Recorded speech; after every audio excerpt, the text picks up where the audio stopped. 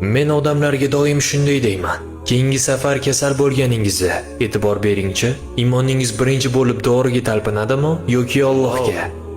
Qarang, Muso alayhissalom bir kuni "Yo Alloh, men betob bo'lib qoldim" dedilar. Shunda Alloh taolo u zotga "Bor, falon barg bor. O'sha bargdan ye" deb buyurdi. Muso alayhissalom borib o'sha bargni yedilar va shifo topdilar. Oradan vaqt o'tib Muso alayhissalom yana betob bo'lib qoldilar. Bu safar u zot nima qildilar? Tabiiyki darrov o'sha bargning oldiga bordilar. Bargni iste'mol qildilar.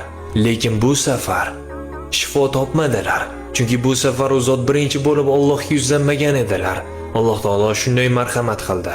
Birinchi marta kasal bo'lganingda sen menga kelding. Shuning uchun men o'sha barg orqali senga shifo berdim.